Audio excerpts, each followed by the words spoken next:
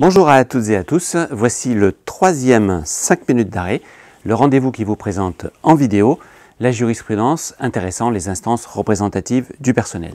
Avec nous aujourd'hui, Frédéric Awatt, rédacteur en chef du guide CSE, édition législative Lefebvre-Dalloz. Bonjour, 3 arrêts de la Cour de cassation ont retenu mon attention. Le premier porte sur l'action d'un CE pour faire respecter un engagement de l'employeur. Le deuxième concerne la séparation du budget de fonctionnement et du budget des activités sociales et culturelles. Enfin, le troisième porte sur la mixité des listes de candidats à l'élection du CSE. Ne vous étonnez pas, vous allez m'entendre parler de comité d'entreprise. Aujourd'hui encore, les arrêts rendus par la Cour de cassation en matière de représentation du personnel concernent assez souvent le CE et non le CSE.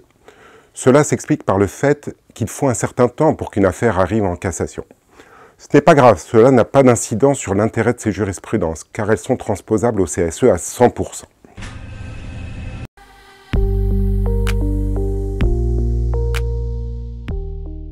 Première affaire du 29 septembre 2021.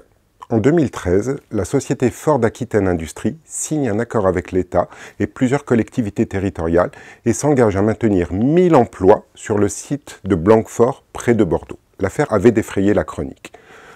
3 ans plus tard, en 2016, le CE et la CGT de Ford reprochent à l'employeur de ne pas avoir tenu cet engagement. L'affaire est portée en justice. Mais pour la Cour de cassation, un comité d'entreprise n'a pas qualité pour intenter une action visant à obtenir le respect ou l'exécution d'un engagement de l'employeur. En fait, on nous dit ici que ce n'est pas le rôle d'un CE d'intenter ce genre d'action. Cela vaut pour le CSE.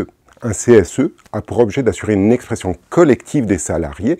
Il est là pour veiller à la prise en compte de leurs intérêts par l'employeur. Comme il a la personnalité juridique, il pourra agir en justice pour faire respecter ses droits, et par exemple son droit à consultation. En revanche, il ne peut pas agir au nom des salariés pour faire respecter un engagement de l'employeur ou même la convention collective. Ce genre d'action en justice relève des organisations syndicales. Ces organisations sont là pour représenter les intérêts collectifs d'une profession. C'est ce qui explique que l'action de la CGT de Ford a, elle, été déclarée recevable.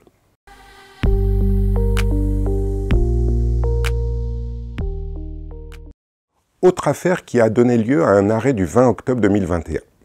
Amené à disparaître en raison d'une réorganisation des différents établissements de l'entreprise, un comité d'établissement décide de transférer au budget des activités sociales et culturelles les excédents du budget de fonctionnement des années antérieures. Il y en a pour plus de 990 000 €.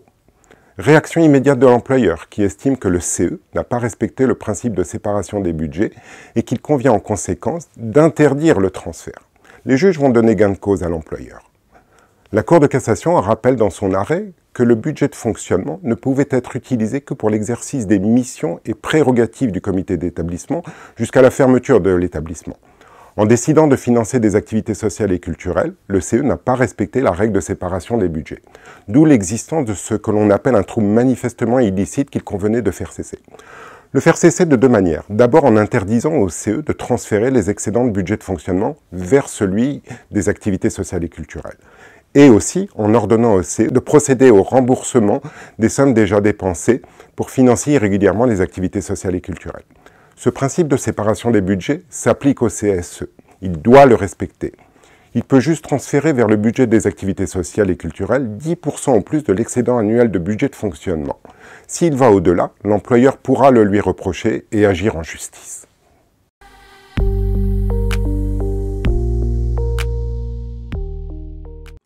Enfin, dernière affaire qui se rapportait à l'élection du CSE. Pour l'élection d'un comité social et économique, les listes des organisations syndicales comportant plusieurs candidats doivent être composées d'un nombre de femmes et d'hommes correspondant à la part de femmes et d'hommes du collège électoral. Si la règle n'est pas respectée, il est possible d'obtenir en justice l'annulation de l'élection des candidats qui étaient en surnombre au regard de la part de femmes et d'hommes que la liste se devait de respecter. Le juge annule, en partant de la fin de la liste, les derniers élus du sexe surreprésenté.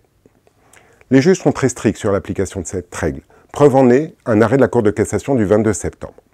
On y apprend que le poste du titulaire dont l'élection a été annulée pour non-respect de la proportion de femmes et d'hommes doit rester vacant et ne peut pas être donné à un suppléant. Ça fait un élu de moins.